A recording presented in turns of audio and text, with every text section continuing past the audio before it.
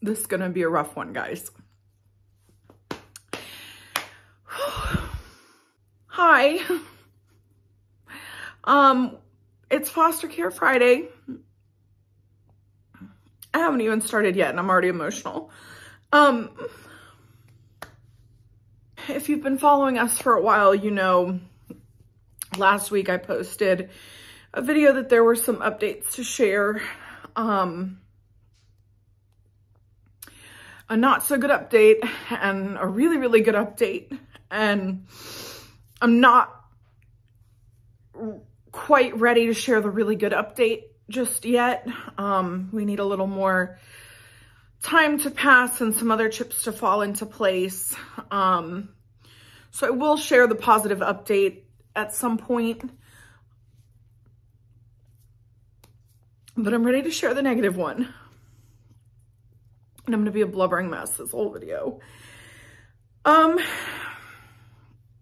guess let me introduce myself first. If you're new here, my name is Anna Leonora. That's my cat digging in a bucket behind me. I can't, I'm so distracted. My name is Anna Leonora. Together with my husband, Jason, we are foster parents in real life. And here on my channel, From the Fosters, we do foster parenting life together and we raise awareness for the foster care system. So if any of that interests you, please consider liking the video. He's digging in the couch. Liking the video and subscribing to the channel. Come here, baby. Thank you. He came to give me support.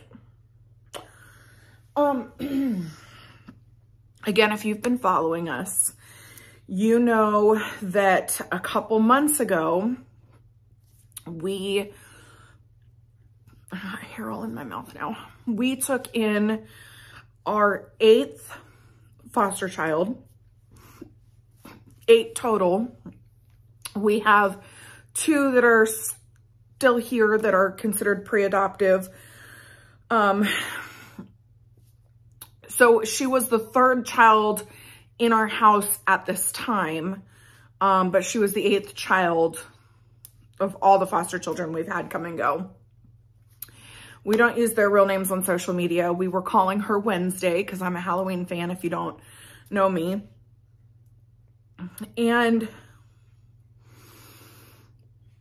we originally took Wednesday in with the hopes of adopting her. And now I know that that makes people mad or angry or uncomfortable, but her parents' rights have already been terminated. So she is legally free for adoption. That was the plan. The plan was for her to come here and complete our family.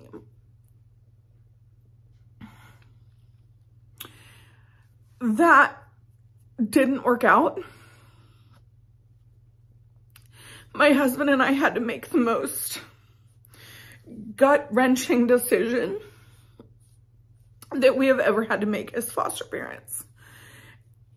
And us, along with her team, you know, DSS, the Guardian Ad Litem, and all of that, the placement got disrupted. You know, you never want to fail as a person or a parent or foster parent. In a lot of ways, I feel like I failed.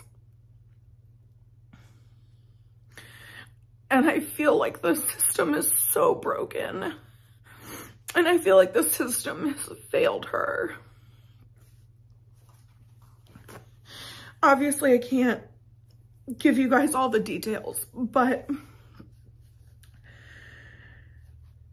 let's just say there's been some really significant mental health issues for this poor girl for a long time that have gone untreated, unnoticed, undiagnosed, untreated. You know, she has moved around a lot and she's been through a lot of trauma. And I'm sure that that has contributed, but I think there's also genetic predisposition to certain mental health issues. And I think her mental health issues are far more significant than people want to believe, that a child could have mental health issues that are so significant. And so I think a lot of them were in denial and just attributed her behaviors to her being a bad kid or an angry kid. And she never really got the mental health help that she really needed. I think in some ways the system also failed us as a foster family a little bit, because we were not provided a complete picture of the mental health issues that were known about this child. We were told some things, but we were certainly not told the extent. And we wanted so badly for this to work. You know, my husband and I have both had a lot of trauma training, and we're both pretty even keel, like even-tempered people. We've had a lot of practice at being non-reactionary to big explosive reactions and behaviors, because we deal with that with Casper, who we've had almost 2 years now. But as much as we thought that we were going to be able to handle it, and all the like trauma play therapy that we've been involved in the 2 years that we've had Casper, we really thought that we were going to be able to handle this and get through it. And at the end of the day, I know better than most the effects that trauma has on the brain and mental health issues and all of that. So we can explain away a lot of the behaviors, and we could, you know, be forgiving of a lot of things, but unfortunately there were multiple events that happened that just put her and our other kids and everybody in an unsafe situation.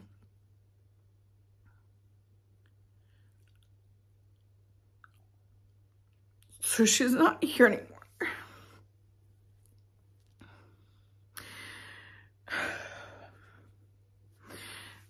Hopefully,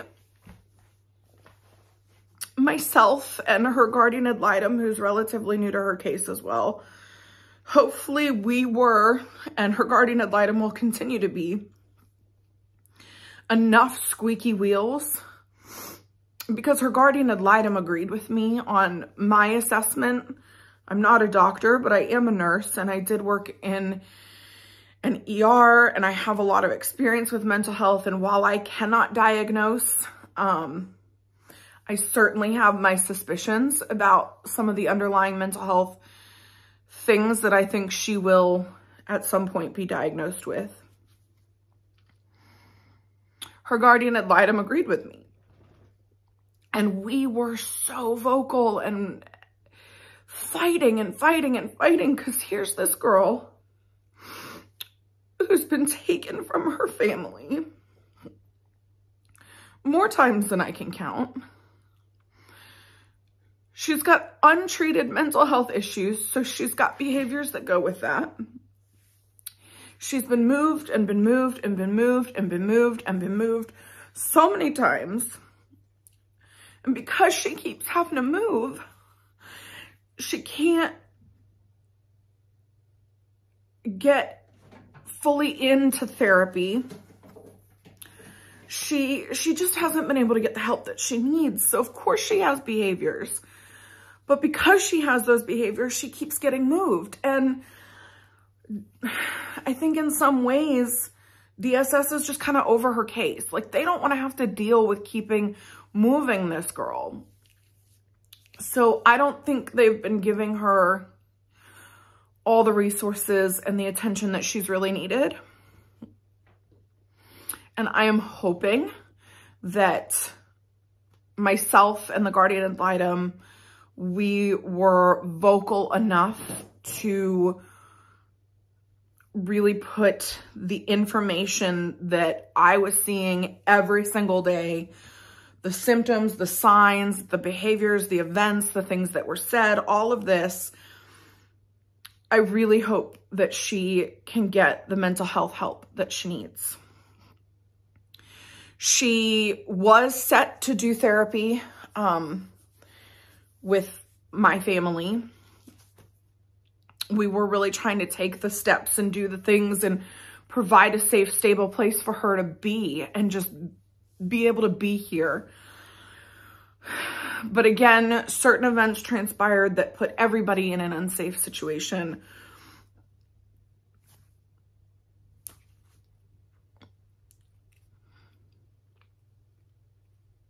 I never want to cause more drama to a child who's already been through so much.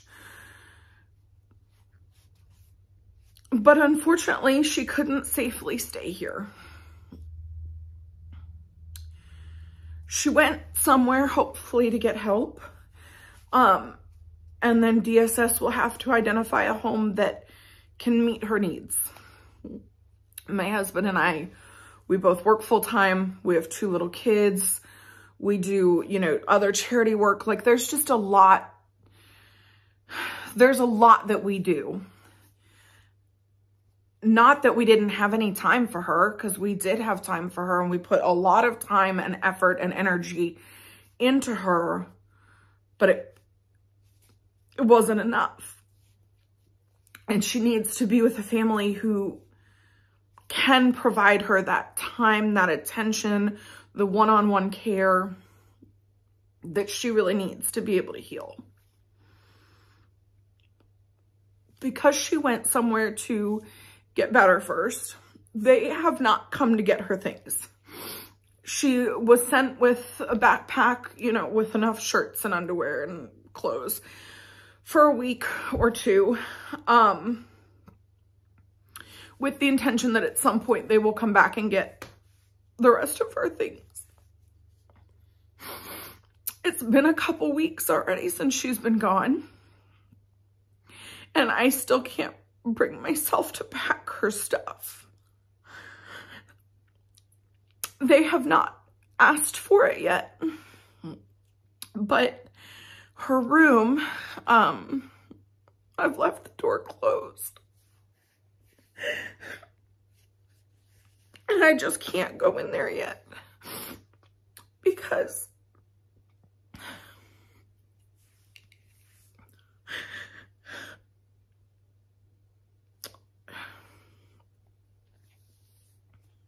I feel so bad. And I feel like I failed. And I wonder what more I could have done, what I could have done differently. And I have to keep trying to remind myself that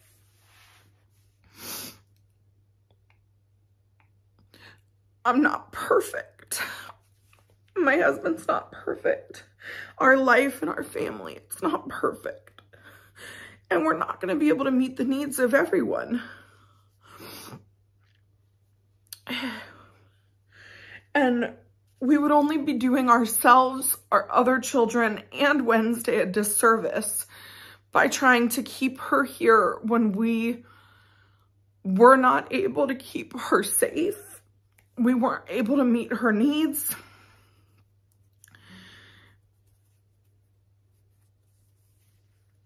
I can only hope that she will get the help she needs and that she will be placed with a family who can give her the time and the attention that she desperately needs. I have been given permission by social services to keep in contact with her if she is okay with it. And I have been writing her a little bit, you know, emailing and messaging back and forth. But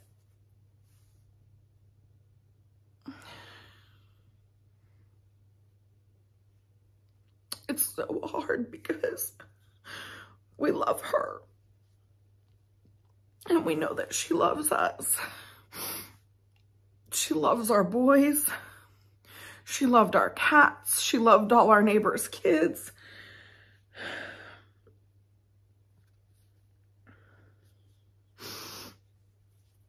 But when I started this channel, I vowed to be open and honest about the realities of being a foster parent. And I have said numerous times, and so many other foster parents will say the same, that reunification is not the hardest part of foster parenting. People think that that's the hardest part because how could you love on this child and this child become part of your family for such a long time only to see them go away or have them taken away from you? But when you get into foster care and you learn about it, and you learn about the importance of reunification, and you see families, you know, that have been broken down and had problems, and you see them fix their life for their children, and their children get to go back to them. It's so beautiful. Yeah, it's sad and it can hurt, but it's also beautiful. There's so much beauty in it. That's not the hardest part of foster parenting. I think so far in our couple years of fostering and of the 8 kids, this has been by far the hardest thing we've dealt with. And like I said, this is the first time that we've had a placement disruption. And it happened in such a traumatic way.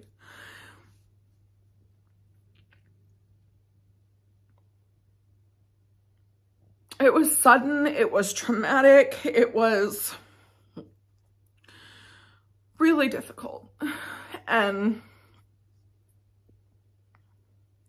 my husband and I have gotten so upset, you know, over the idea that there's a child we love that we tried so hard to help.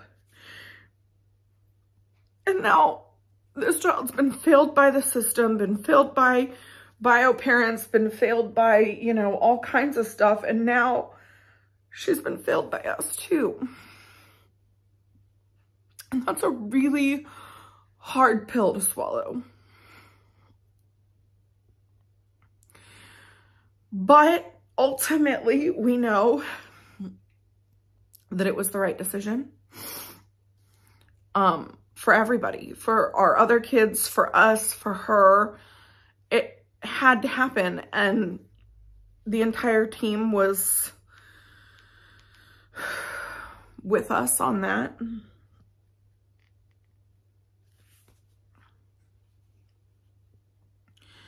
You know, I keep telling myself, maybe I can't be her parent, but I'd love to be a mentor or a support person for her. And I hope that I can keep in touch with her, and I hope that I can continue to love her and support her just in a support person role instead of in a parent role.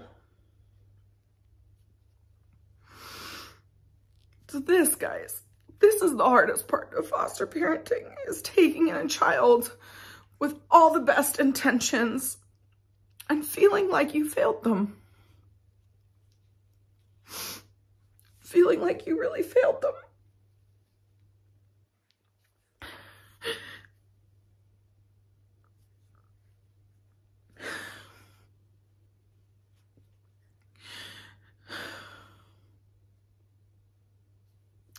I decided to make this video today because I didn't know what video to do, and I walked through the kitchen and I found something on the counter that belongs to her, and I opened her bedroom door to put it in her room with all her other stuff that we haven't packed yet because we just can't bring ourselves to. And I was hit by this wave of emotion that I haven't felt since, you know, she's been gone like almost 3 weeks now, I think already. 2 weeks, something like that. 2 weeks maybe. We were visiting with her with where she was at the first week. And then we were asked to stop because DSS didn't want her getting her hopes up that she would be coming back here. And that's when I was given permission to keep in touch with her via messages. You know, at first it was really hard.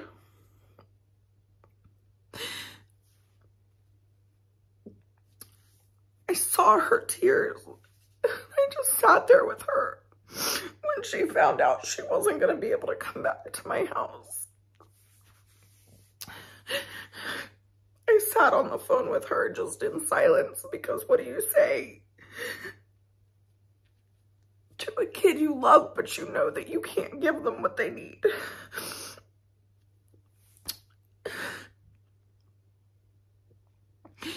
After that first week, you know, we started to heal and get back into our routine, and I've been mostly okay.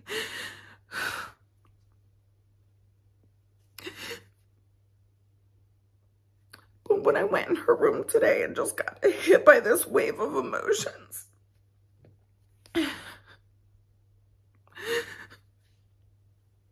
I figured that I needed to talk about it because this is something that happens in foster parenting. And if you're going to get into this, you need to know about it, you know. People always assume so many other things are the hardest part of foster parenting, and nobody warns you, nobody prepares you for this.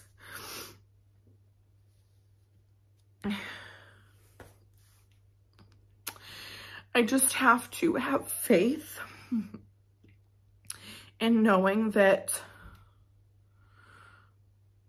we did the right thing. And I just have to have a hope that the short time she did spend with my family made some difference or some impact on her. And I hope she will allow me to continue to be a support person for her, because I'd really love to see all the amazing things that I know she can do in life and that she will do.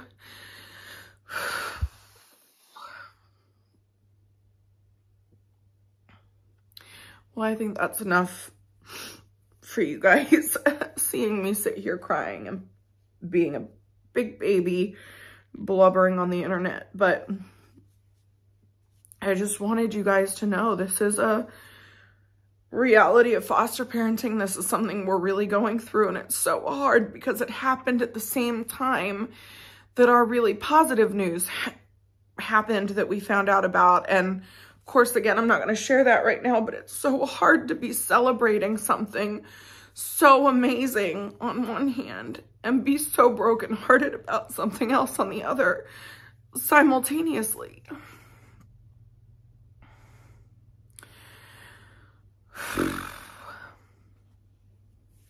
I don't know how long it'll be before they're ready to come retrieve her things, but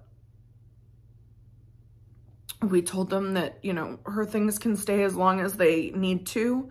You know, we don't have anyone else staying in that room. We don't expect anybody else to be coming and staying in that room, and we will happily keep her belongings as long as we need to. But I honestly just don't know how long it'll be before I'm ready to pack everything up and really close that chapter.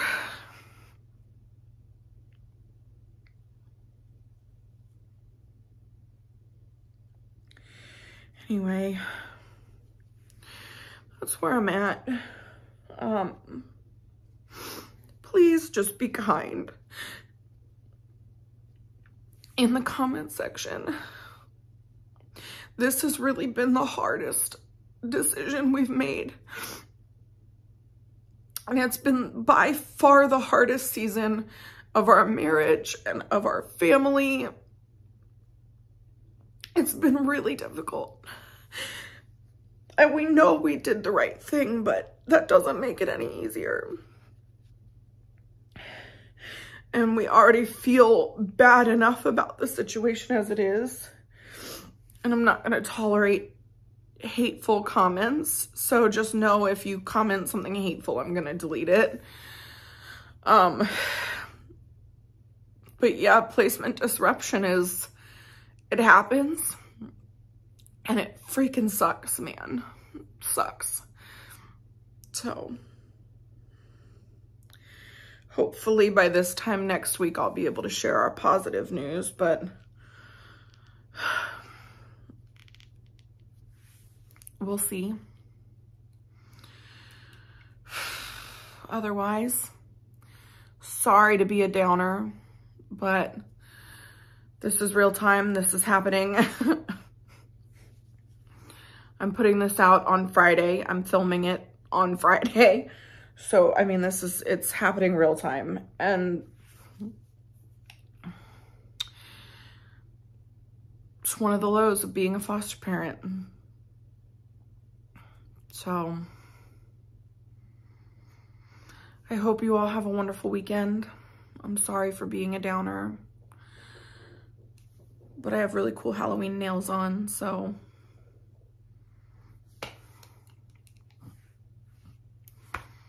I don't know how to end this. I love you guys. See you next time. Bye.